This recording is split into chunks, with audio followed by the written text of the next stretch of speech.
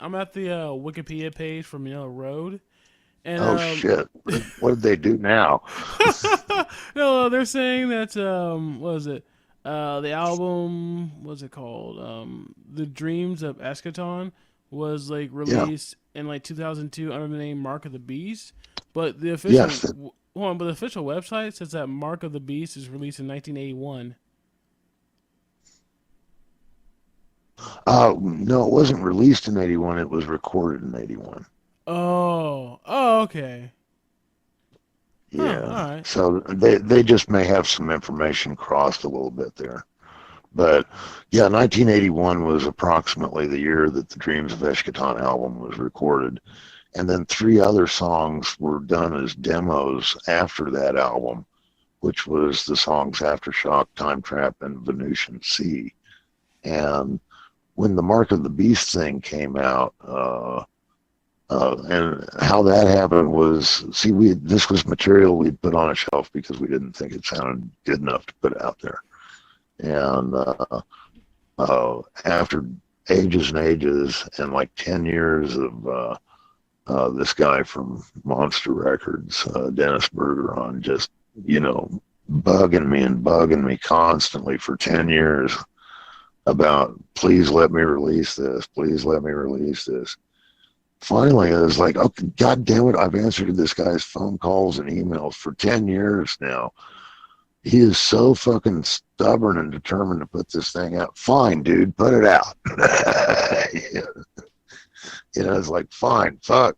Okay, just, get off my back. Let's go ahead and release it. And so we did. And he wanted to call it Mark of the Beast. Yeah, because I think at that point, the demo, some bad copies of it had been circling around or whatever. And people were calling it the Mark of the Beast material because it's one of the songs on there. And I think people really like that song. So, anyway, that's how that sort of happened. But now it's been re-released, remastered. Some other stuff like the original 3-song demo, the very first recordings that Manila Road ever did with the one of the first drummers, Miles Sipe. He was before Rick, but we always considered Rick the first drummer because he was the first drummer to ever be released on an album with us. But anyway, this early demo, which we found after so many years, and found a pristine copy that hadn't eroded at all, was encased in plastic and everything. It came out pristine, had a perfect run for the mastering and everything, and it's been mastered newly. And um, man, that stuff was done in Germany by Patrick Engel, and I think Moity had something to do with some of that stuff too. But it sounds great, and it's all been put out again and together more in a really great sounding package on Zix Music and Golden Core. It's now been titled The Dreams of Eschaton again, which was the original title of the project. So, but yeah, that's definitely a CD that's, if you like old Manila Road stuff, it's the very best, cleanest recordings from the masters of all this stuff, and all been remastered. Sounds great. It's definitely, and it's got this really old shit, that nobody had ever heard. It's even got a song called Manila Road on it that is just as fucking weird as could be.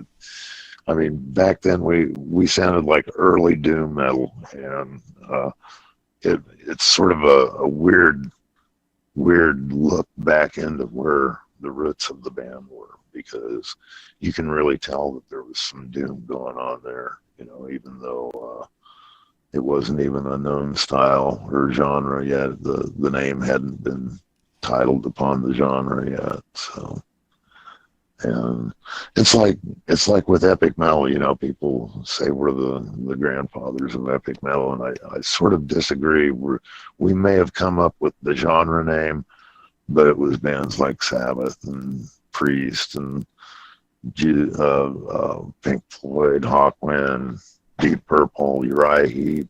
It was all these bands, Rush, that really started the what I consider the epic metal things. You know, when you do things like 2112 or you do you know, epic type approaches to stuff like Pink Floyd and Hawkwind did all the time, and all these other bands, you know, like Space Truckin' from Deep Purple. That's definitely epic to me. And Uriah Heep had, you know, like Demons and Wizards, you know, had conceptive attitude towards it, and it was definitely epic in its own way. And uh, you know, you've got bands that weren't necessarily as heavy, but still as epic in nature, like Yes, or maybe Genesis back in the old days with Peter Gabriel doing really cool shit like Supper's Ready, Musical Box, Watchers of the Sky, you know, stuff like that. That's incredibly epic as well. And so I don't believe we started the genre. We just named it in a sense, you know. And songs like, you know, the Necromancer trilogy on Caress of Steel by Rush. That's solid definition of what epic is, you know, as far as music epic goes.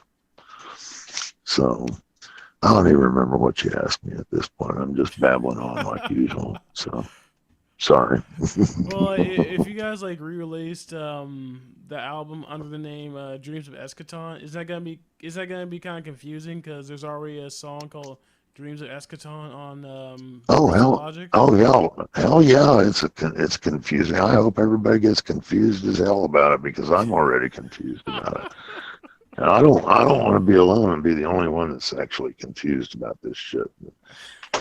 Now, you know, we considered that, but people are already confused about us anyway. I mean, we've got an album out there called Circus Maximus that wasn't even a Manila Road album.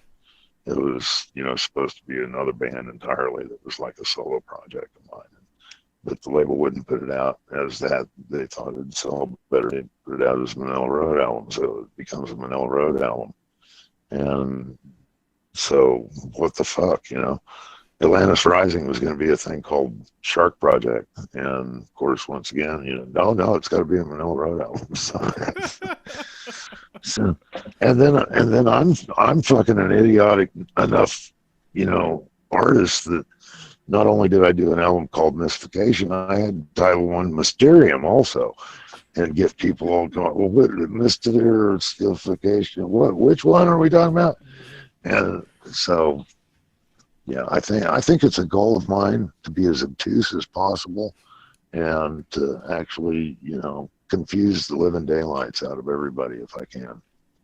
And, you know, I keep on relating to similar topics throughout albums throughout the years, you know, and I keep on interconnecting songs to other songs that I wrote 20 years before. And I know Brian's looking at me like, what the fuck are you doing now? Like, leave me alone, man. I'm just trying to confuse people. It's, yeah, when you've been around as long as I have, you start groping for things to amuse yourself with. So. Cool. What's your approach to writing music? uh, well, let's see. You want me to get detailed? Yeah. Let's see.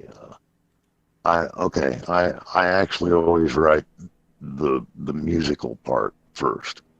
And while I'm doing that, usually the melodies come to me about the same time.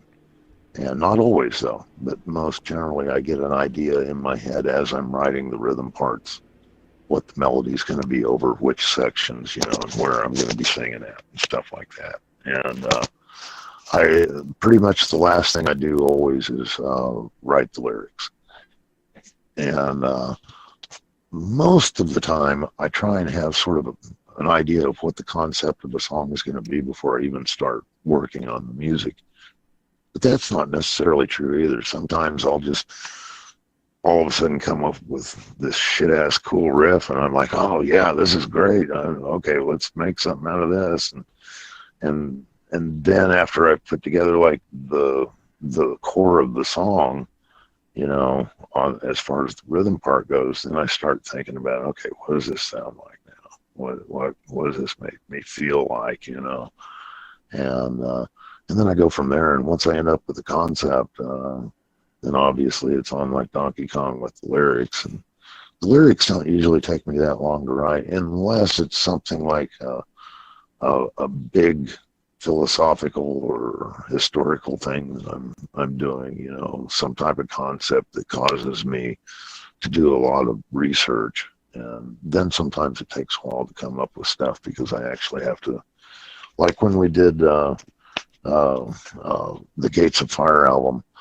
You know, we did this stuff about the Aeneid on there, and I actually had to go and read the shit, and it's really long and lengthy and hard to understand because it's like Roman poetry, and so you know they have words that mean totally nothing to me, you know, unless I research it and find out. But like every time they'd say the Main, I was like, well, what the fuck's the Main? You know, the Main what? You know, and then I realized, oh, that they mean the Mediterranean every time he says that. Okay. And so, you know, sometimes the research gets in the way of the speediness of writing lyrics, but once I have the stuff in my head, is okay. Now I know what everything means. I know where I'm going with this. Usually, the lyrics just sort of flow right out of me at that point, and it helps if I've been, you know, drinking a little bit of whiskey or maybe smoking some weed, and then that that definitely helps me get the creative juices flowing too. So, but we that's pretty much the order of events when it comes to writing the songs. For me, I used to pen the poetry first and then try and write music to it, but it seems to flow a lot better if I have the music and that I'm writing the poetry to the flow of the music. It seems to work a lot better for me. So it's primarily how I write a song, man. On the album Deluge, what's the story behind the song "Rest in Pieces"? Oh well, that's actually the Divine Victim riff. It's one of the riffs in Divine Victim, sped up about double the triple speed. And I believe I recorded 3 guitar solos over it. You know, we were just playing as one of those things about being as fast and heavy as possible again, you know. And that was one of our moments where Randy and I were trying to see how fast and furious we could play, you know, and still make it sound okay. And that's exactly what we did. And we were we were annihilated after we played that thing, you know, playing as fast as we were, and so it was like, yeah, well, we'll just call that one "Rest in Pieces" because I think my fingers are in pieces now, and Randy's drum set's in pieces. But it was a lot of fun. We just always do, you know, we look for ways to make make musical comedy if we can, you know.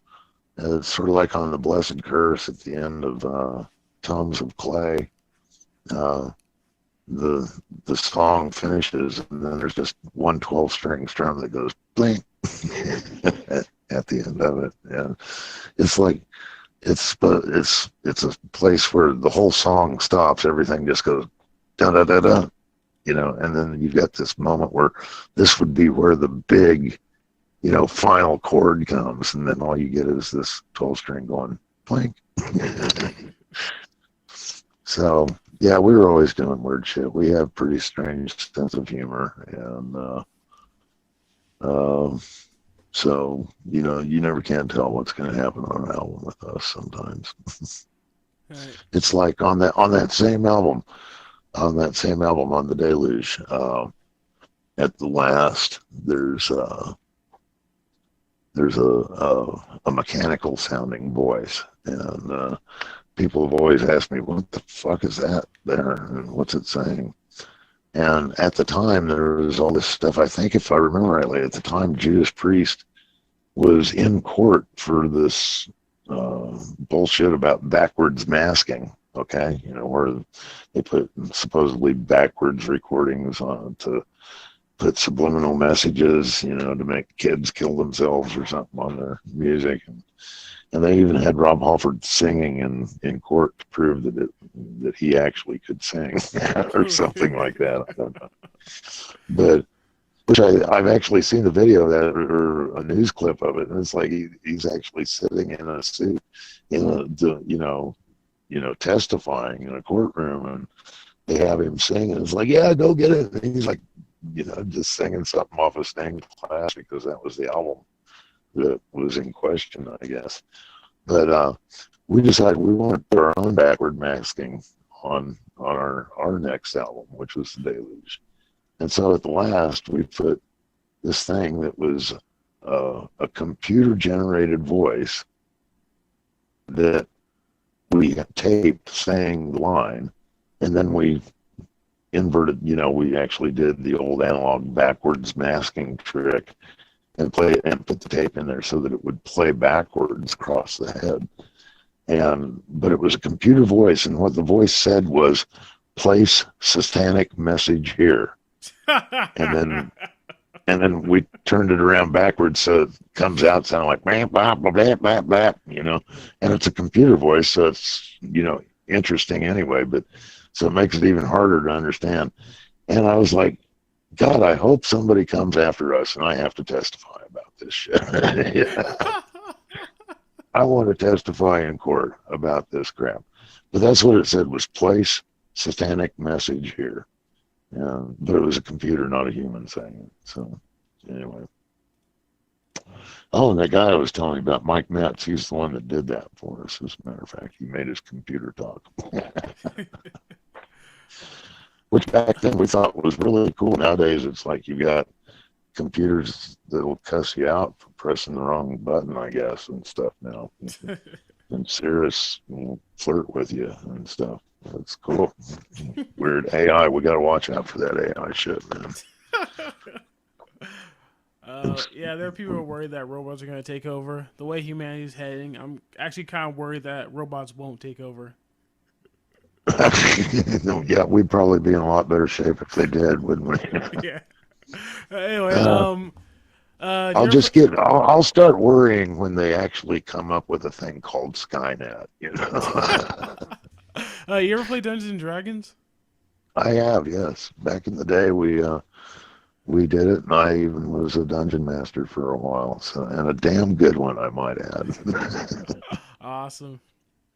Yeah, I remember like someone in the comment section, like of one of your videos. I don't remember which one it was, but saying that these guys probably played a lot of Dungeons and Dragons. So that's one Yeah, reason why I asked. we did, and that just comes from being a Robert E. Howard fan. Um, as far as I'm concerned, he's the best adventure fantasy author or even horror author of all time. And maybe on the horror side, Edgar Allan Poe, actually. But anyway, the King Cole stuff and the Conan shit. So much of that stuff is just uh, really like Dungeons and Dragons, and a little less on the magic side. I actually like things based a little bit more in the reality base of adventure than the overblown magic stuff. But it seemed like whenever Howard used magic, it was just to the right degree to where it was believable almost. And but yeah, Dungeons and Dragons definitely a huge part of my life for a while. I guess that makes me a nerd, huh? Yeah, pretty much. Let's see what else can I ask.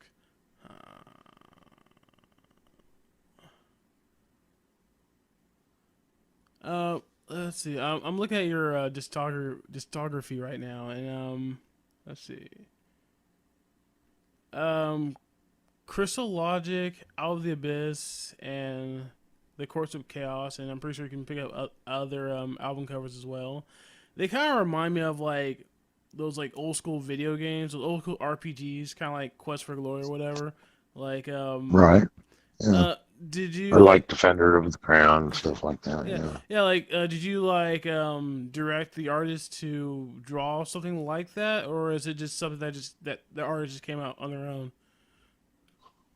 Um, we've always sort of gone for a little bit of that style, but I think most of the artists sort of dial into.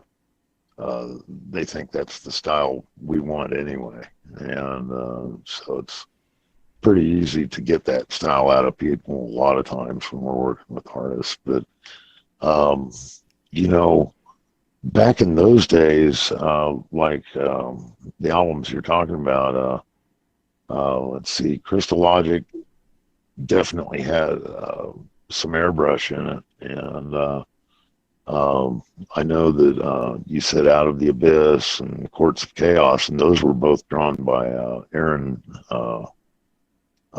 Brown, who was the drummer in the Circus Maximus band, and uh, but was released as a Manila Road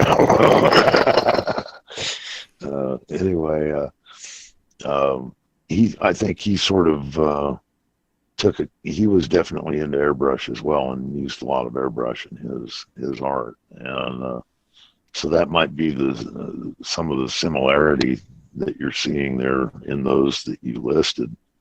But there's an awful lot of others of our covers, like Spiral Castle has that same sort of demeanor to the artwork, where it's like that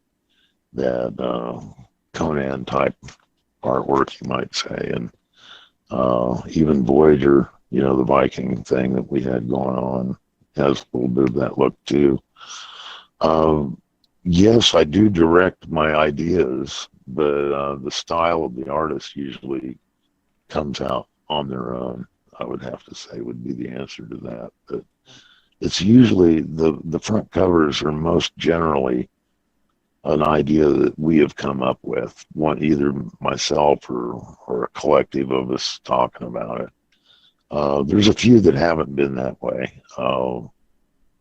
For example, the cover to the new Dreams of Eshkatan reissue is Doré. It's actually an old classic art piece.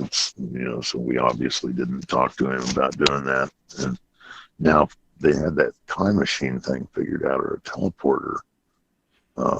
They need to work on that, because I'd like to do that before I die. That'd be cool. But no, we didn't talk to him about that for some reason. I don't think we had his phone number. But anyway, uh, like with The Blessed Curse, our last album, I'm friends with Paolo Gerardi and have been for a lot of years, and he's turned into this fantastic, oil on canvas artist, and he doesn't do airbrush and doesn't do computer graphic art at all like most artists do nowadays. And that's why so much of the artwork that we're seeing on album covers nowadays looks like it's coming out of an RPG game or whatever nowadays, because it's really fantastic imagery, but it's almost too perfect. And I personally, my favorite artist of all time was Frank Frazetta. And the thing I love about Paolo is that he's sort of like a modern day Hieronymus Bosch, and he's really wicked. But I came up with the concept and the idea for the Blessed Curse album cover, and but he's the one that made it come to life and actually painted it. And Frazetta did all of his stuff in oil and canvas, and that's the medium that Paolo works in also. And I just love that medium. And by the way, he's just finished the artwork for the new Hellwell album, and it's freaking glorious, man. It's incredibly wicked and cool. It looks like a psychotic nightmare, and I'm loving it. But and once again, it was an idea that I had that he's brought to life by me communicating to him. I'm a terrible artist. I can't even. I mean, I draw stick figures that people say are terrible. So, yeah, it wouldn't be any good for me to try and be the artist for for anything on our stuff. That's for sure.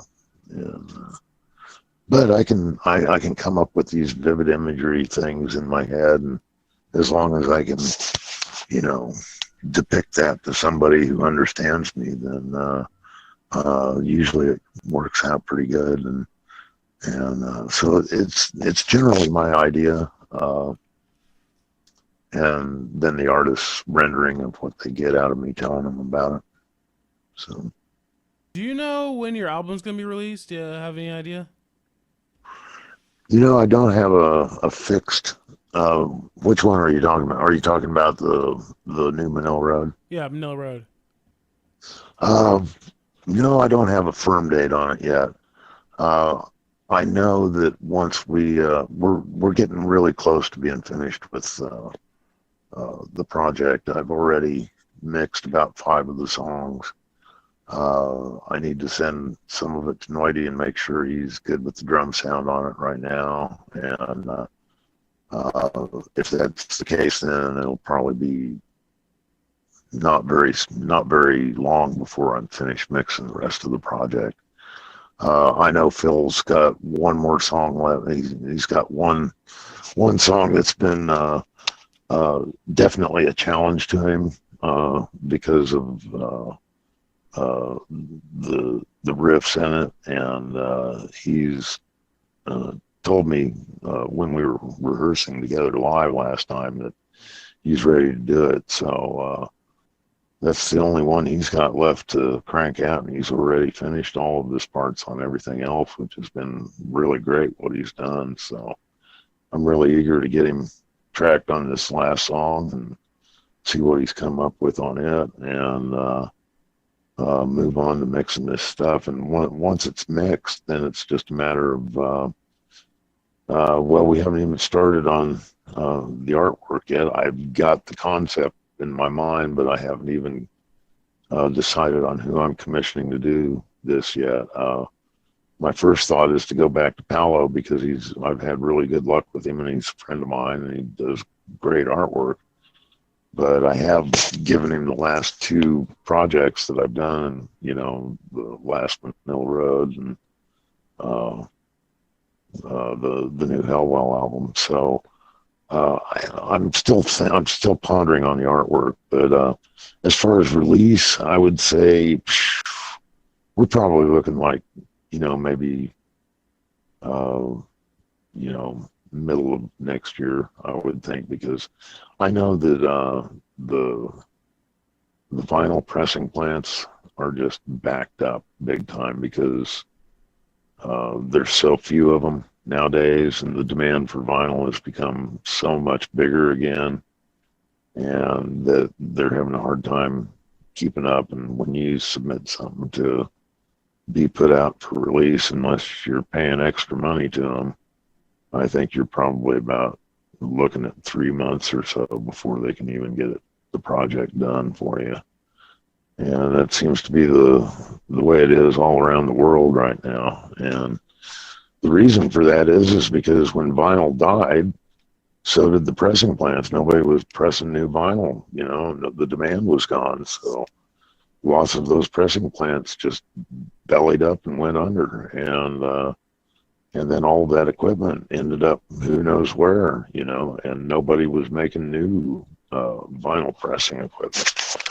So what you have nowadays is very few number of pressing plants that manage to stay in business and still had their equipment.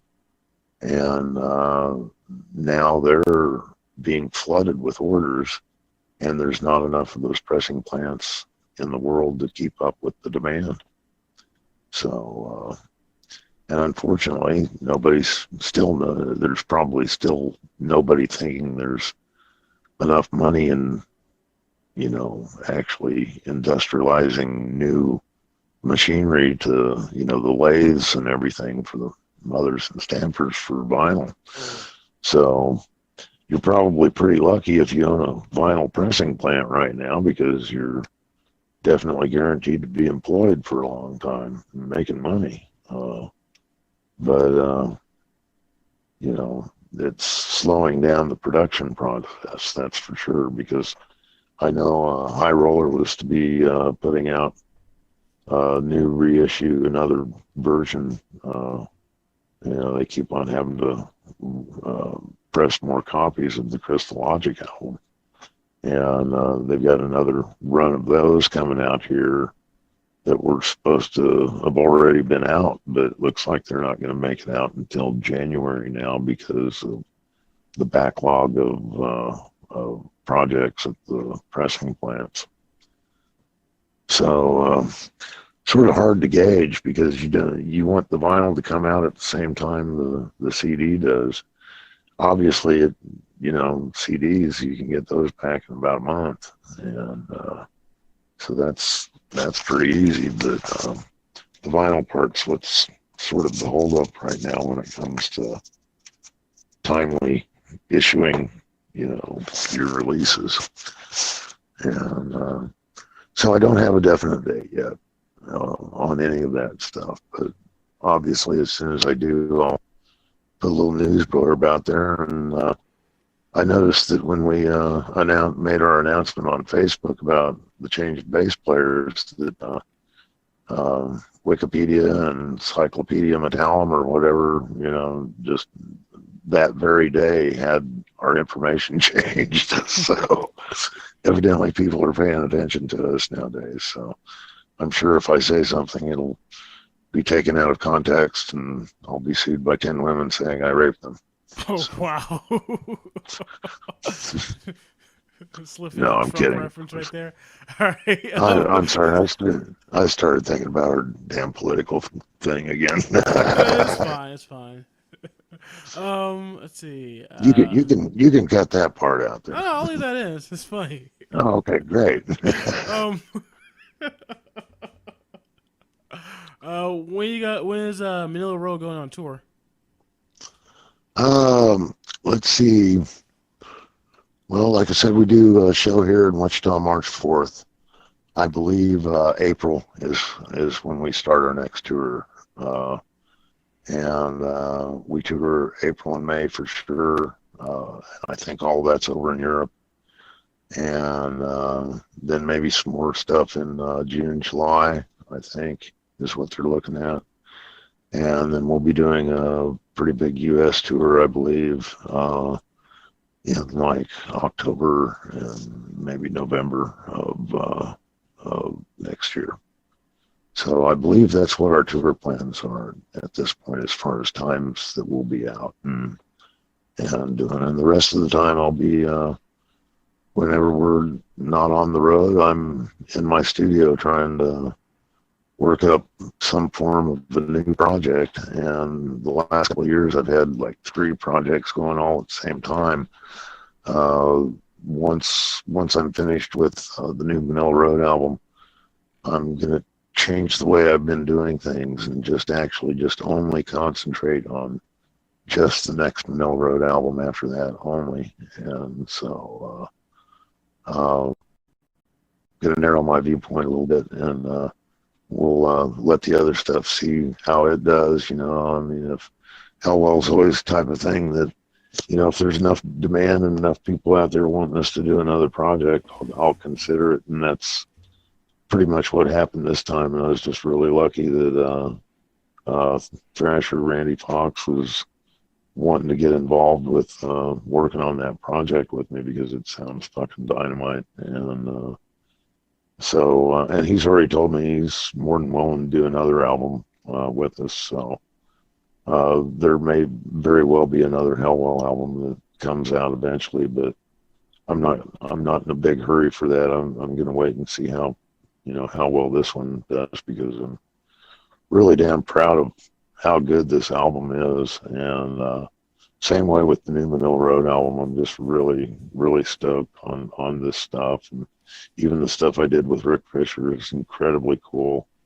And so I'm really right now more thinking about, how everybody's going to react to all this stuff, because I've really poured a lot of effort and sweat and work into these projects, as well as many other people have too. And so really interested to see how the public reacts to it all. And Obviously, there'll always be another Manila Road album down the road. So that's not knowing what's, how the reaction to the new Hellwell and the Riddle Master project are.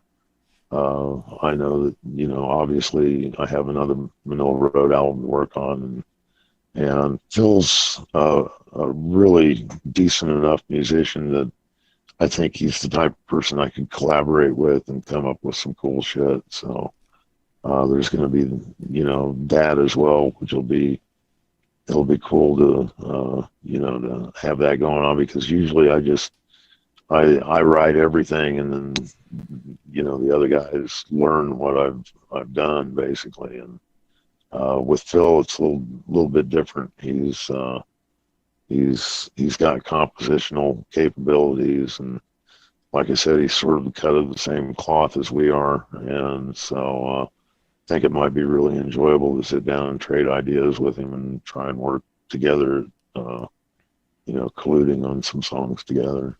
So I think the very next thing we'll do is work on writing another Manila Road album. And I already asked him, I said, well, what do you think? Big concept or what? The last album was sort of a big concept. And then the one that we're doing right now is more of a collage of songs that are concepts on their own. And Phil's answer was, oh, yeah, let's go big concept. So I have a feeling we're going to try and come up with some cool concept again this next time. But the new one's, it's got some great music on it, and I can't wait for it to get out there. And we'll definitely be playing some songs off of that album here in the near future too, live. So I'd expect to see at least, 3 to 5 of those songs show up in our shows every once in a while,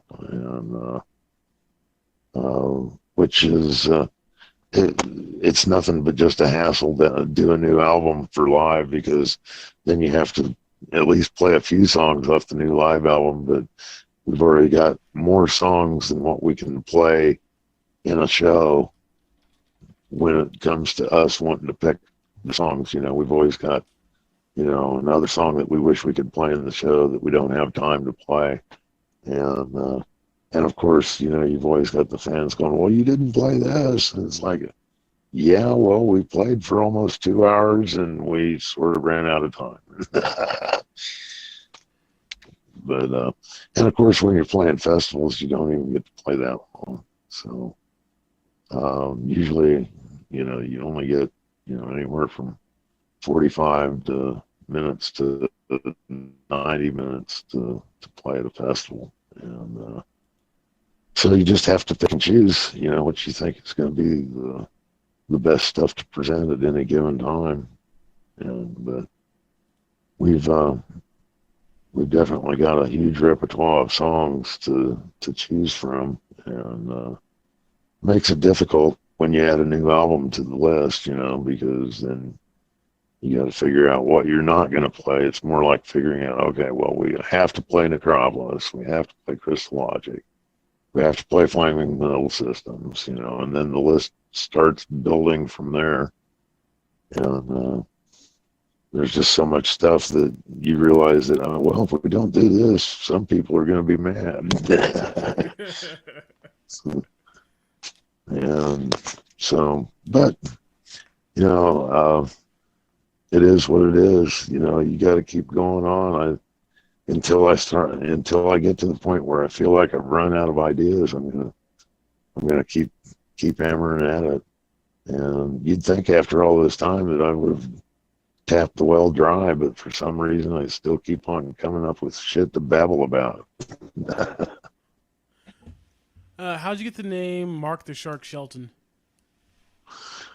Actually, it came from a little game I think the guys in Stygian Shore and Randy Fox used to play, where you'd take a person's name and switch the first syllables around. So Mark Shelton became Shark Melton.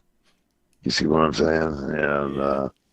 for some reason, the shark part of it stuck. And after a couple of years, nobody called me Mark anymore. Everybody just called me Shark.